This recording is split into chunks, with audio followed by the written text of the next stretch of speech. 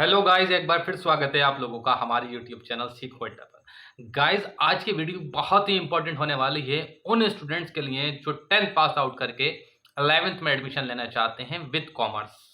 जो लोग commerce side के साथ 11th में एडमिशन लेना चाहते हैं उन लोगों के लिए बहुत ही इंपॉर्टेंट है ये वीडियो। इस वीडियो में मैं आपको बताऊंगा कि अकाउंटिंग क्या होती है, अकाउंटिंग की डेफिनेशन यानी कि लेखांकन की परिभाषा क्या होती है, ये मैं आपको इस वीडियो में देने वाला हूं। तो मैं आपको बताऊंगा इसमें आज अकाउंटिंग की परिभाषा। ये क्लासेस कंटिन्यू चलेंगी, इसमें प्रॉपर अकाउंटिंग सिखाई जाएगी आपको। हर एक चीज, बेसिक चीज आपकी लाइफ से जोड़कर बताऊंगा कि अकाउंटिंग कैसे की जाती है। हर एक चीज का एग्जाम्पल आपकी लाइफ से जुड़ा रहेगा। अगर आप चैनल पर नए हैं और अकाउंटिंग की परिभाषा जानना चाहते हैं, डेफिनेशन जानना चाहते हैं, तो चैनल को सब्सक्राइब कर दीजिए और आगे की क्लासेस आपके लिए बेनिफिशियल रहेंगी, इसलिए चैनल को सब्सक्राइब आप जरूर करेंगे। तो मैं आपको एक चीज और बता दूं, अकाउंटिंग जो लोग कर रहे हैं या फिर कॉमर्स में जाना चाह रहे हैं जो स्टूडेंट्स, वो लोग बहुत ही अच्छा एक डिसीजन ले रहे हैं, क्योंकि ये हर एक की लाइफ से जुड़ी हुई चीज है। हर एक शख्स की लाइफ में अकाउंटिंग होना बहुत ज़रूरी है। उन्हें पता होना चाहिए कि लाइफ में अकाउंटिंग का क्या महत्व है, अकाउंटिंग कितनी इंपॉर्टेंट है। खास करके उन लोगों के लिए जो लोग बिजनेसमैन हैं और बिजनेस करना चाहते हैं, तो उन लोगों को भी मालूम होना चाहिए कि वाकई में बिना अकाउंटिंग के किसी भी बिजनेस को नहीं किया जा सकता। सिर्फ एक छोटी सी कैलकुलेशन करके ही आप अपने बिजनेस को रन नहीं कर सकते हैं। लोग बिना किसी एस्टिमेट के, बिना किसी प्लानिंग के, प्लॉटिंग के बिजनेस स्टार्ट कर देते हैं और फिर कहते हैं साहब लॉस हो गया। लॉस क्यों हुआ, ये आपको खुद पता होना चाहिए था कि आपने स्टार्टिंग में किसी भी एक चीज का लेखांकन नहीं किया। आपने किसी भी एक चीज को सिस्टमेटिक तरीके से नहीं किया, ना ही आपने उसको कहीं पर मेजर किया, ना ही कोई रिकॉर्डिंग की, कुछ नहीं।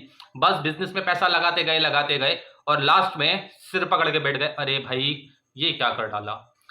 तो ये अकाउंटिंग का मेन रीजन ही यही है कि आप अपने बिजनेस को अच्छे से रन करने के लिए, बिजनेस में आपको अच्छा प्रॉफिट या फिर अच्छे से अपने बिजनेस की एक एक चीज की जानकारी रखने के लिए अकाउंटिंग वेरी इंपॉर्टेंट, उसको बहुत जरूरी है हर एक चीज को लिखना। सेविंग के लिए या फिर एक नेट अमाउंट जो आपके हाथ में है, उस चीज के लिए अकाउंटिंग बेहद जरूरी है।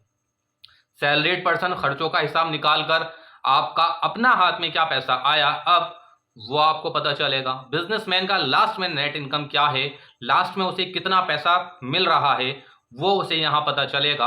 अकाउंटिंग की जाती है 1 अप्रैल से 31 मार्च तक।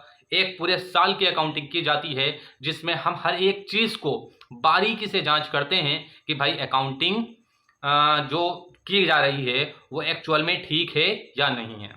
इसकी डेफिनेशन मैं आपको अभी बता देता हूं कि डेफिनेशन क्या है। पहले मैं इंग्लिश में बताऊंगा, फिर उसको हिंदी में आपको बता दूंगा। वैसे इंग्लिश भी बहुत इजी लिख रखी है, समझ में आ जाएगी कि क्यों की जा रही है अकाउंटिंग। वैसे मैंने बहुत ज्यादा कुछ ब्रीफ कर दिया है, अब डेफिनेशन आप पढ़ लो। डेफिनेशन में क्या लिखा है, बहुत ईजी है। डेफिनेशन आपके स्क्रीन पर आ चुकी है। डेफिनेशन क्या कह रही है, कह रही है it is a systematic process. कौन? अकाउंटिंग। अकाउंटिंग सिस्टमेटिक प्रोसेस है। क्यों है? क्योंकि आपको पता होना चाहिए कि भाई जब तक मैं किसी भी बिजनेस को सिस्टमेटिक तरीके से, किस चीज को, जो पैसा लगाया है या फिर जो इनकम हो रही है, उस चीज का एक सिस्टम है या नहीं, उसका मुझे पता होना चाहिए। Systematic of it is a systematic process of identifying, हर एक चीज का आइडेंटिफिकेशन, रिकॉर्ड करना, हर एक चीज का मेजर करना, क्लासिफिकेशन देना कि कौन सी चीज किसकी है, कौन सी चीज किसकी है। ऐसा नहीं हो सकता कि आप कुछ सामान खरीद कर ला रहे हो, पैसे देने हैं उसको जिससे सामान खरीद कर लाए हैं, और पैसे दे दिए किसको, जो सामान आपसे लेकर जा रहा है।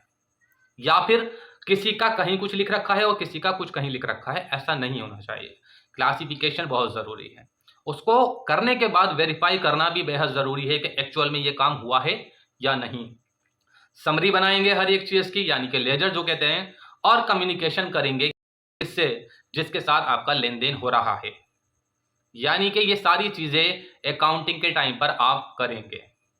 ये एक बिजनेसमैन को अच्छे से पता होगा कि भाई मैं किससे सामान खरीद रहा हूं। क्लासिफिकेशन कर लिया जैसे मैंने बताया, वेरीफाई की, समरी बनाई, और अब कम्युनिकेशन कर रहा हूं किससे, जिससे सामान लाया या जिसको सामान बेचा, उससे भी कम्युनिकेशन कर लिया, और फाइनल इंफॉर्मेशन मुझे मिल गई।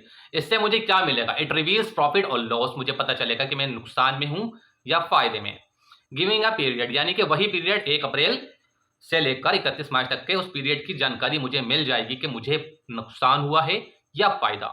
एंड नेचर ऑफ फर्म्स, जो मेरे फर्म्स में चीज़ें लगी हुई यानी कि मेरी एसेट्स, यानी कि अगर मैंने कुछ भी बिजनेस स्टार्ट किया है उसमें मेरा फिक्स एसेट्स क्या है या मेरे पास अपना क्या है, जो मेरी चीज़ें हैं यानी कि मेरी कैश हो गया या फिर मेरा स्टॉक हो गया या फिक्स एसेट में मेरी संपत्ति और भी बहुत सारी हो गई, वो सारी चीज़ें मेरी कितनी हैं और मुझे देनदारियां लायबिलिटीज कितनी देनी हैं और मेरी इक्विटी क्या है। ये एक सिंपल सी डेफिनेशन थी, बहुत ही इजी लैंग्वेज में, आप उसे इंग्लिश में एक बार पूरा पढ़ लो। It is the systematic process of identifying, recording, measuring, classifying, verifying, summarising and communications financial information. Okay, it reveals profit or loss for given period and the value and nature of firm's assets, liability and owner equity। ये सारी जानकारी आपको मिल जाएगी इस definition से। हिंदी में मैंने समझा दिया, आपको समझ में आ गया होगा। मुझे नहीं लगता कि इसको मैं और शुद्ध हिंदी में समझाने की कोशिश करूं कि लेखांकन क्या है और सारी चीजें आपको समझ में आ गया होगा। नेक्स्ट लिखा है इसमें, accounting is the production of financial records about an organisation. Accounting क्या है, प्रोड्यूस करती है या फिर आपको एक फाइनल रिकॉर्ड बताती है किसी भी फर्म के बारे में या फिर किसी भी ऑर्गेनाइजेशन के बारे में या किसी भी बिजनेस के बारे में फाइनल स्टेटमेंट देने के लिए अकाउंटिंग करनी चाहिए और की जाती है। Accountancy generally produce the financial statement that show in money terms the economic resources under the control of management, selecting information that is relevant or representing it faithfully. The principle of accountancy are applied to accounting, bookkeeping और auditing। तीन चीजें last में मैंने आपको पढ़ी कि accounting, bookkeeping और auditing. Accounting ऊपर समझा दी भैया, बहुत इजीली है, सिस्टमेटिक तरीके से कर लो, हो जाएगी। लेकिन अकाउंटिंग के साथ साथ आपको हर एक चीज का हिसाब रखना है। कहाँ पर?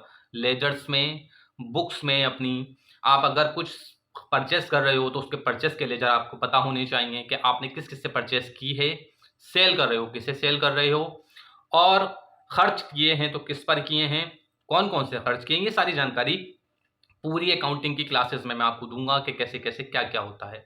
लास्ट में एक वर्ड आया है ऑडिटिंग। ऑडिट कौन करता है? ऑडिट करते हैं सीए यानी कि चार्टर्ड अकाउंटेंट।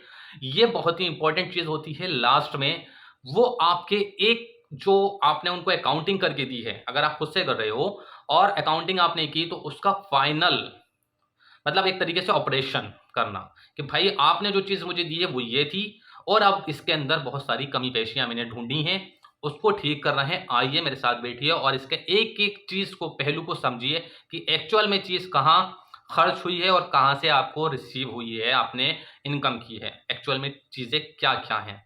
ये एक बहुत बड़े लेवल पे होती है। अकाउंटिंग सिर्फ ऐसा नहीं है कि कोई एक पर्सन करता है। एक जो बड़ी फर्म्स होती हैं, बड़ी बड़ी कंपनीज होती हैं, उनमें सिर्फ एक अकाउंटेंट नहीं होता, हर एक चीज का अकाउंटेंट अलग होता है। पेबल का अकाउंटेंट अलग होगा, रिसीवेबल का अकाउंटेंट अलग होगा, कैशियर अलग होगा, जूनियर अकाउंटेंट अलग होगा, उसका असिस्टेंट अलग होगा, फिर लास्ट में सीए होते हैं बहुत सारे।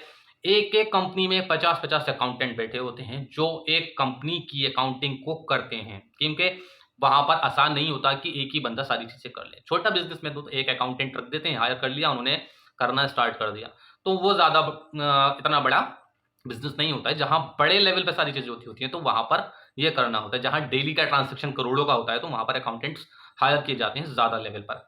तो उम्मीद है कि आपको ये अकाउंटिंग की डेफिनेशन बहुत ही आसानी से और इजी लैंग्वेज में समझ में आई होगी। अकाउंटिंग की जो डेफिनेशन मैंने आपको दिखाई थी वो 12th में जो स्टूडेंट्स हैं वो इजीली अपनी लिख सकते हैं, इसमें आपको फुल मार्क्स मिल जाएंगे।